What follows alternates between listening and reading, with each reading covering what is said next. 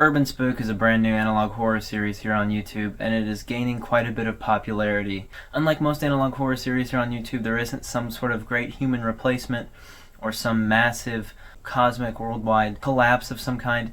It is simply a murder mystery. I think the best way to describe it would be like the Seven of analog horror. UrbanSpook is basically a disturbing horror artist, and he uses his own artwork in the videos to create an uneasy and frightening atmosphere. And along with the music that goes along with every video, very just unsettling and creepy. You're not going to find too many jump scares yet. There's only about 4 videos up at the time of this recording, so we'll see how that turns out. But right now, there's not really too many jump scares, just like very disturbing imagery and very disturbing storytelling, and that's what I want to get into today. Before we get started on this, I want to issue a content warning. Lots of this is very gruesome and disturbing. Without further ado, let's get into UrbanSpook's YouTube channel. So from the description of the first video, what we learn is that we are watching tapes converted to digital, and these are tapes that someone has found in the basement of their apartment. We find out that the police have found 6 paintings in an abandoned storage area. Each painting correlates to a murder. For example, we have Carla's teeth. Carla is a murder victim whose teeth were removed, and here's the disturbing painting that goes along with that murder. Along with the painting Carla's teeth, there is also Floating Jackie. This is a painting of a murder victim named Jackie Graham, who was stabbed while alive and then drowned.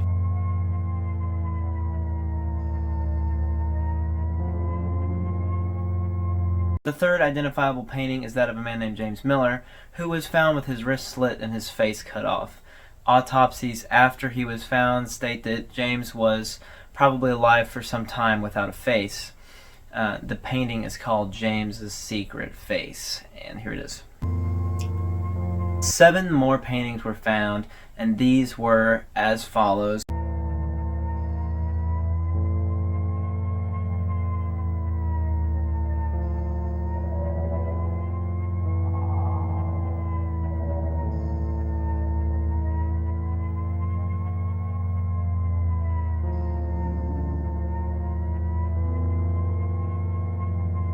And the police were also sent photos with names on them, these being James and Jackie, who they knew, and then one titled Jimmy. And we know that there is a Jimmy from the painting entitled Hanging Jimmy. So we'll see where that goes. That's the end of the Jimmy storyline for now. In the second video, we learn about Officer Bill Collins and his family who have gone missing. Collins evidently found a strange painting in his house a few weeks before he went missing, and as the police continued to search for him, they found his 2-month-old daughter hanging by her neck in the attic, and they subsequently found a painting titled Long-Necked Angel. Angel was the name of the daughter. This is where this series gets extremely dark and incredibly disturbing. The police, as they investigate, find the family's car abandoned along a beach, and as they follow the beach for a few miles, they find an old lighthouse. On the door of the lighthouse, they find a painting of a very abstract and quite disturbing looking face. Inside the lighthouse, they find the charred body of a boy named Daniel. And now is when we're going to start referring back to the paintings that we found in the first video. If you'll remember, there was a painting entitled Daniel After the Fire, and now they have found Daniel and his burnt remains. The police follow these tunnels that they find underneath the lighthouse, and underneath the lighthouse they find the bodies of Jennifer White and her daughter Lisa White. And subsequently they find the rest of the Collins family in various pieces in barrels downstairs. We're not told what happened to Jennifer and Lisa White, however, if you refer back to the paintings that were found in the first video, we find that there was a painting titled Lisa's Secret Face and Jennifer's Last Stare. We can take a good guess at what might have happened to Lisa because Lisa's painting is titled the same thing as James's painting, and James was left without a face, so we can only assume that Lisa didn't have a face. What became of Jennifer is up to your own imagination. That's part of the beauty of this series, is even though they have these pictures, the pictures and paintings are rather abstract, and lots of things are hinted at and implied. So a lot of the disturbingness comes from your own imagination and just picturing what happened to these people, and it's pretty disgusting. Along with the paintings in the bottom of the lighthouse, they also find pictures.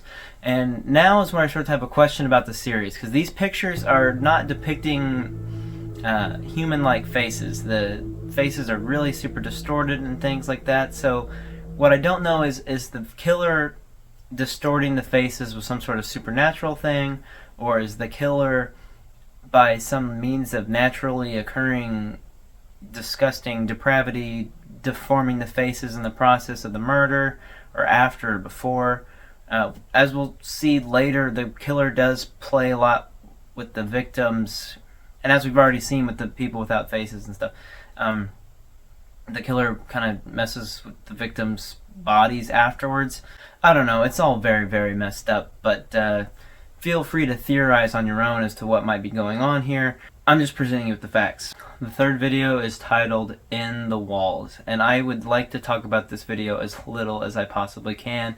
I just want you to watch it for yourself, because this video is more disturbing than any of the other ones on the whole channel. Again, if it hasn't bothered you up to this point, it's probably going to start bothering you now. So please, if you don't want to listen to this, skip to the time that I'm probably going to put on the screen here. Otherwise, let's plow on through.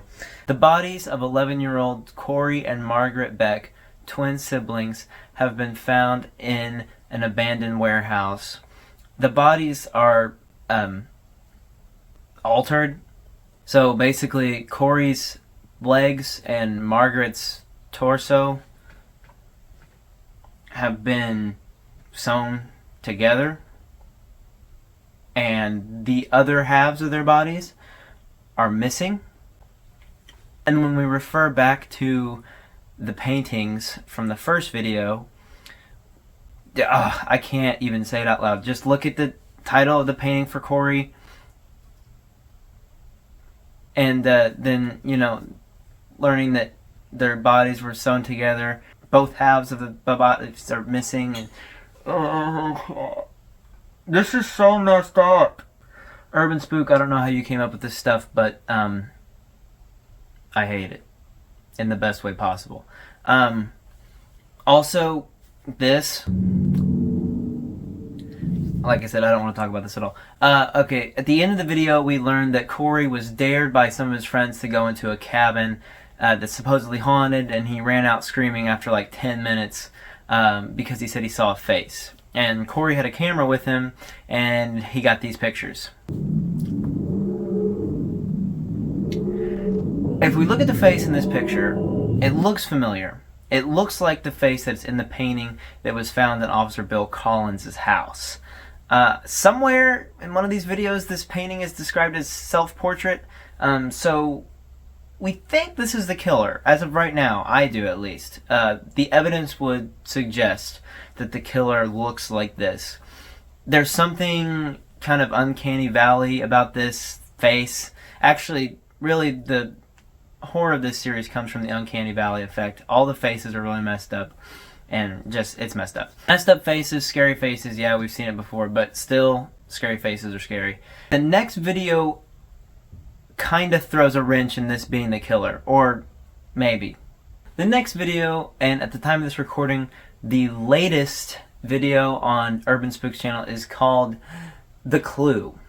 And we find out about this private investigator who has been helping the police solve the cases associated with these paintings, and we learn that he's gone missing.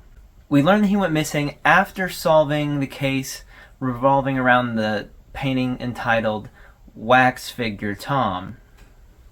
Wax Doll Tom.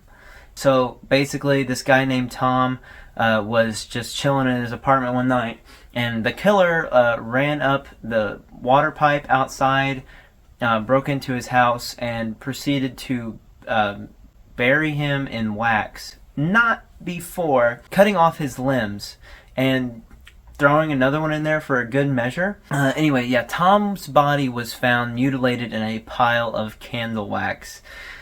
And yeah, just fun stuff. But after this, the private investigator who found Tom went missing. I think I would go missing too if I found that.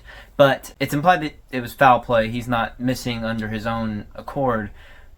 A painting was found in the house titled "The Man in the Pipes," and it resembles the private investigator. And there's a security camera in the house, because of course there is, and the security camera was messed up because of course it was, but it caught this picture because of course it did. Now this picture doesn't look like the other pictures we have of the killer, so who is this? Well, I'm going to leave that up for you to decide, and for UrbanSpook to reveal to us as the videos continue. This is a rather popular analog horror series that has kind of gotten big in the last few weeks, last few months. These videos have been uploaded for the last 3 months now. I've seen a lot of people talking about them, even in my comment sections, so I thought I'd do a video about them. There's an Instagram page associated with it. It doesn't go along with any of the lore. It is just the pictures and the paintings and the artwork of UrbanSpook. And also, he's got merch, like t-shirts and stuff for sale. So check that out if you're into that. Otherwise, thank you for watching. I hope this wasn't too disturbing. I tried to keep it brief and vague, but you know, I can only go so far. Please watch the series for yourself. I encourage everyone to subscribe to the channel. Not my own, but UrbanSpooks. Mine if you feel so inclined. And support small horror creators, because that's how we get things like Skinamarink, that was in theaters and will be on Shudder soon, if not already. I don't know. Yeah, small horror YouTube creators are getting a lot of attention now, and I think that's amazing. We're kind of in this indie horror renaissance right now, and it's gone past the movies and down into YouTube. So thank you guys so much for watching. I will see you all later. Bye.